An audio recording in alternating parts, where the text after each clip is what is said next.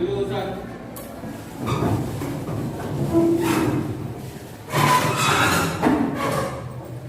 kita memulai pembelajaran, marilah kita bersama-sama membaca doa Al-Fatihah dan doa belajar.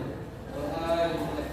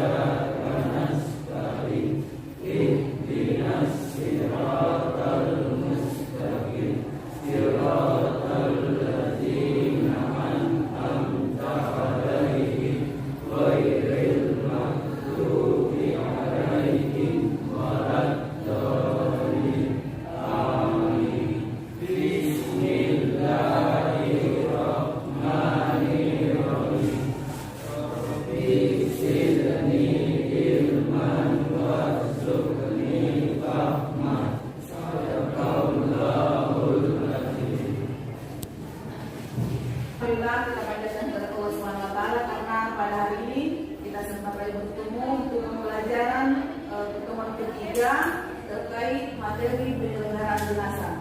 Bagi anak itu semua, tolong kita selalu mengikuti protokol kesehatan dengan apa yang dianjurkan dalam lingkungan sekolah kita ya. Untuk hari ini siapa yang tidak hadir? Ada semua. Alhamdulillah ya. Jadi untuk hari ini kita masuk pada materi terkait ya penyelenggaraan jenazah sesuai dengan syariat Islam dengan hubungannya penyelenggaraan jenazah korban COVID-19. Ya, seperti jadi materi yang lalu terkait urutan penyelenggaraan jenazah, di mana dalam hal ini urutan penyelenggaraan jenazah terdiri dari mulai dari memandikan, mengkafani, mensolati, menguburkan. Ya, untuk hari ini kita masuk pada materi terkait hikmah penyelenggaraan jenazah dan kaitannya dengan korban COVID-19, termasuk takziah dan ziarah kubur. Oke. Berbicara mengenai orang yang meninggal, ya orang yang meninggal dunia menghubungkan orang yang meninggal dunia, membandingkan orang yang meninggal dunia biasa dengan orang yang meninggal dunia karena korban COVID. Ini bermasalah sekali, ya bermasalah sekali. Bukan hanya di negara kita, tetapi menyeluruh, ya seluruh dunia. Ya, virus yang menyebar di seluruh alam, ya di seluruh jagat alam ini termasuk di negara kita menjadi bahan perbincangan baik di media sosial maupun dalam lingkup ya dalam keluarga. Ini terkait masalah yang namanya virus corona. Di mana dalam hal ini banyak orang bertanya, yang mana virus corona? Apakah semua virus bisa mematikan? Karena kenapa virus corona dikatakan virus yang sangat mematikan, ya sangat mematikan sampai akhirnya setiap ada korban yang meninggal dunia dia diagnosa bahwa dia itu meninggal dalam keadaan COVID. Nah, terkait bagaimana dengan orang meninggal penyakit biasa?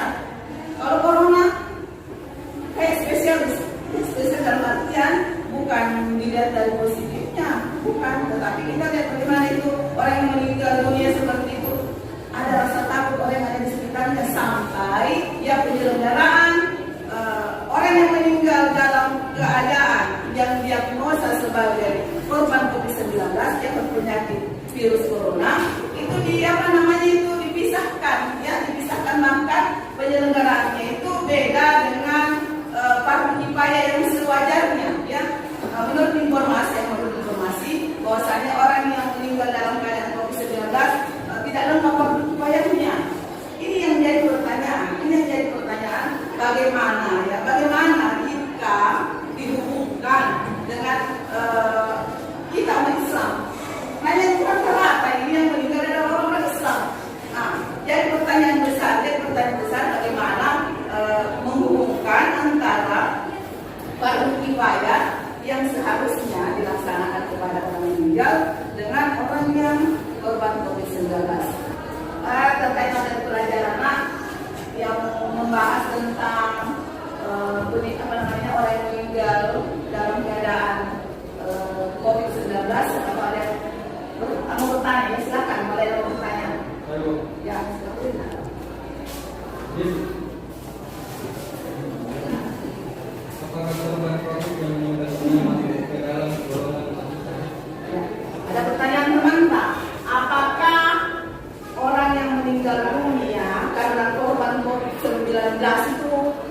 dalam golongan orang yang mati syahid, siapa yang bisa menjawab? Ya, silakan, siapa namanya? Farhan, ya, silakan Farhan. Iya bisa. Tidak mati syahid sebab kematiannya bukan karena Oh, terima kasih. Nah, jadi jawabannya Farhan mengatakan bisa dikategorikan mati syahid sebab orang yang meninggal dunia karena wabah. Ya, karena wabah. Lalu kalau zaman sekarang ada orang berkata, bagaimana ini? Bagaimana orang takut akan kematian? Padahal Allah sudah menentukan ajalnya kita. Ya, kita perlu lahir di dunia, Allah sudah menentukan bahwasanya si ini, si itu akan meninggal dalam keadaan seperti ini. Nah, makanya sekarang banyak orang takut. Ya, banyak orang takut yang vaksin. Katanya takut nanti mati lah, apalah tidak mungkin. Allah sudah menentukan ajalnya kita. Ya, tiga yang menjadi ketentuannya kita dalam ya mulai jodoh, rezeki dan ajal. Jadi kita tidak usah takut ya. Korban ini korban COVID-19. Kalau temannya pernah menjawab bahwasanya orang yang meninggal mati syahid itu karena wabah yang dibenarkan. Kasih tambahan. Ya, lain-lain siapa yang bertanya? Siapa lagi yang punya masalah terkait materi korban COVID-19? Ya, silakan. Kapan? Azhar. Kenapa orang yang minum COVID-19 tidak dimandikan seperti orang yang meninggal? Nah, mengapa orang yang meninggal karena COVID-19 tidak dibayarkan? Karena tidak dimandikan. Siapa bisa menjawab?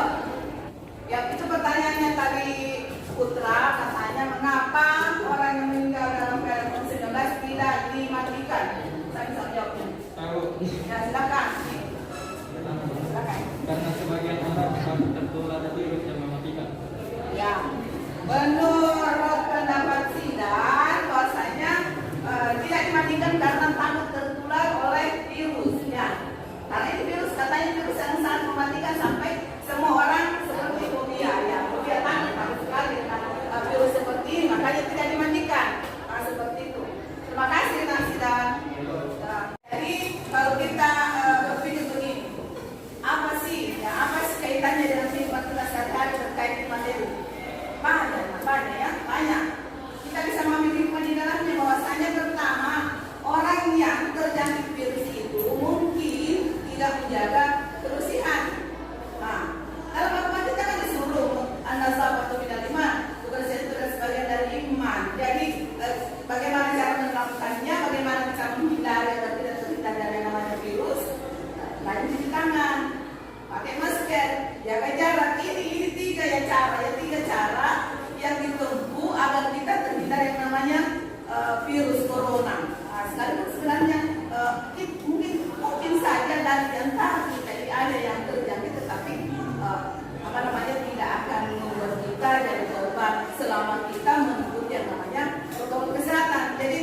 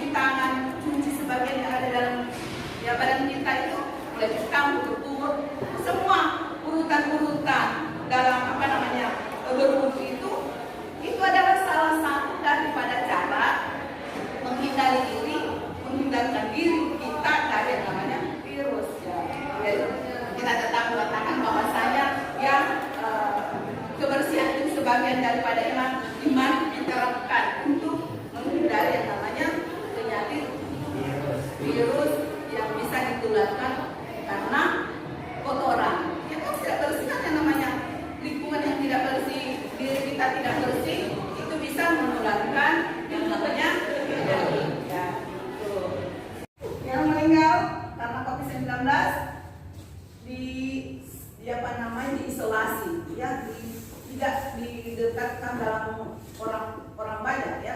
Keluarga pun tidak bisa menjenguk atau melihatnya. Yang bertugas itu ada khusus, ya, petugas khusus yang diberikan tanggung jawab menyelesaikan fardu kifayah orang yang meninggal dalam kondisi terkena virus COVID-19. Jadi kalau ada yang mengatakan ini, bagaimana ini dengan hukum kita, hukum agama kita? Ya, namanya darurat. Karena kita kan sendiri orang sehat tidak mungkin mau mendekati yang namanya sumber penyakit. Dan yang diberi wewenang untuk menyelenggarakan fardu kifayahnya adalah orang-orang yang ada dalam lingkup rumah sakit, begitu nah ya. Kalau ada yang bertanya seperti itu, ya kenapa? Ini kan orang Islam, apa tidak berdosa? Karena dalam hukum agama itu fardu kifayah harus dilaksanakan. Kalau ada orang meninggal dunia, kapan tidak dilaksanakan berarti kita berdosa semua.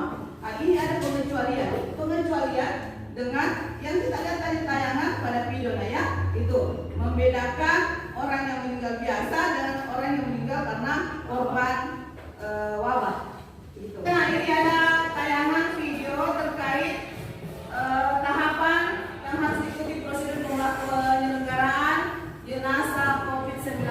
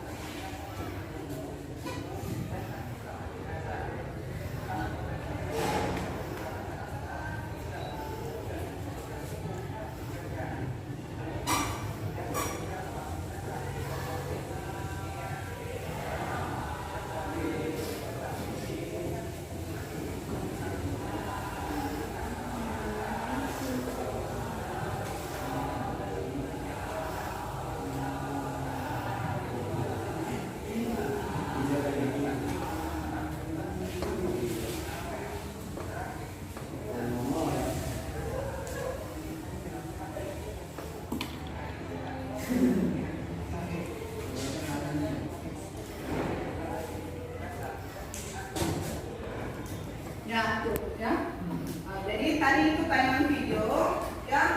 Disitulah gambaran, ya, yang bisa kita lihat bagaimana prosedur, ya, proses ya penyelenggaraan jenazah COVID-19.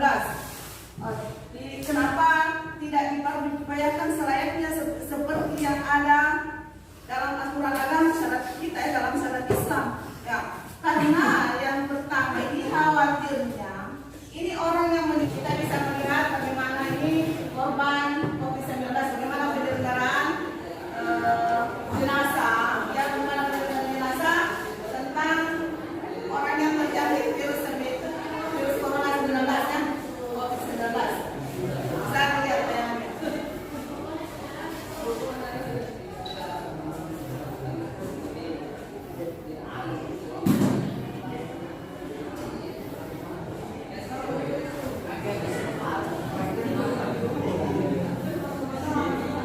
Dari materi yang disampaikan tadi dan tayangan video yang Anda bisa melihat, kita mengadakan tanya jawab, ya, tanya jawab antar teman. Silakan kalau ada yang mau bertanya. Ya, silakan. Rafli Rajendra. Ya, silakan. Mengapa korban COVID tidak dipulangkan di rumahnya, di kediamannya? Pertanyaannya, Rafli, mengapa korban COVID-19 itu jenazahnya tidak dikembalikan ke rumahnya? Pasti ada alasan. Saya bisa menjawab. Saya Bu. Ya, silakan. Azhar. Karena sebab aturan rumah sakit, orang yang meninggal karena COVID-19 akan menyebar penyakitnya kepada orang yang sehat. Ya, masih, ya. Nah, menurut Azhar, bahwasanya orang yang meninggal karena COVID itu tidak dikembalikan ke rumahnya. Khawatirnya nanti virusnya menyebar. Orang sehat, ya, seperti itu. Khawatir bahwasanya penyakit yang diderita karena wabah akan menyebar kepada orang yang sehat yang berada dalam lingkungan keluarganya. Makasih. Siapa lagi yang mau bertanya? Silakan. Siapa lagi? Ya, dari materi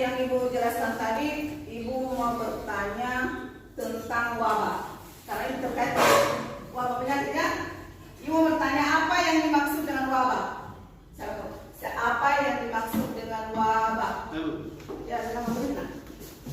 Wabah adalah virus yang menyebar yang bisa menyebabkan penyakit dan mengakibatkan kematian. Ya, terima kasih. Wabah adalah virus yang menyebar kepada orang yang sehat, ya, tentunya kepada orang yang sehat, kepada dalam lingkungan yang bisa menyebabkan penyakit dan bisa berakibat orang yang terkena itu meninggal. Itu yang disebut dengan wabah. Dan wabah itu bukan kecil, ya tidak kecil. Itu wabah itu kayak menyebar luas, menyeluruh seperti ini virus corona, ya terus corona ini adalah wabah menyebar tidak hanya di negara kita tetapi mendunia, sealam jagat, sampai seluruh dunia ya merasa sesuatu hal yang menakutkan, ya sesuatu hal yang menakutkan, sehingga dengan adanya virus corona penyebabnya salah satunya juga mengakibatkan kepada kita ini tidak ada yang komunikasi, tidak ada kontak, bahkan kontak langsung maksudnya ya. Pembelajaran semua dilakukan lewat daring. Ini adalah salah satu penyebab daripada adanya virus, adanya wabah. Seperti itu.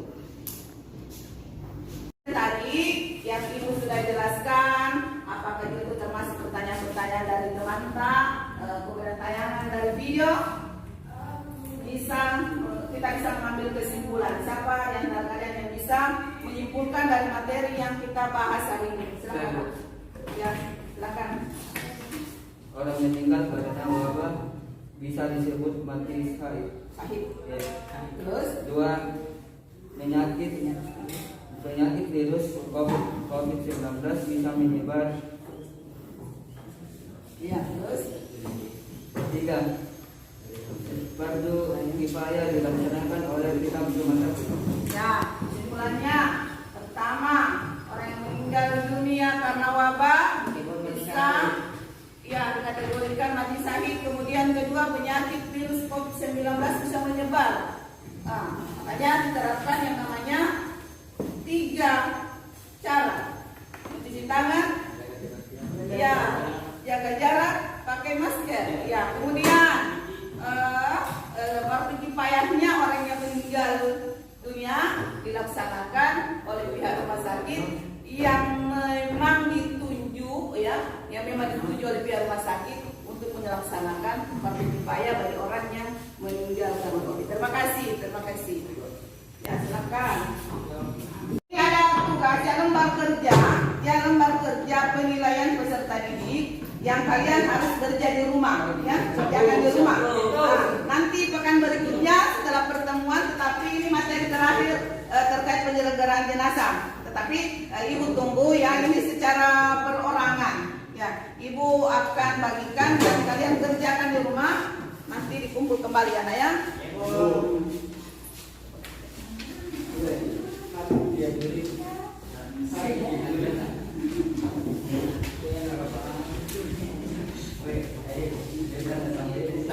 Sebelum kita menutup pembelajaran hari ini, ya mari kita bersama-sama membaca umur kitab yang akan dipimpin oleh ketua kelas. Sebelum kita pulang, marilah kita bersama-sama membaca doa. Doa dimulai.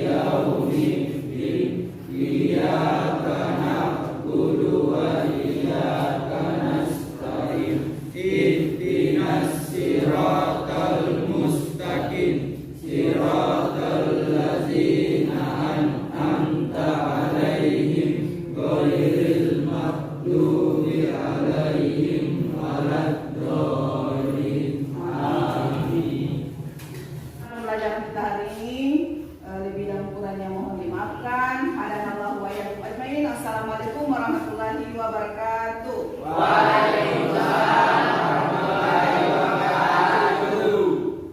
Sa'id, ya.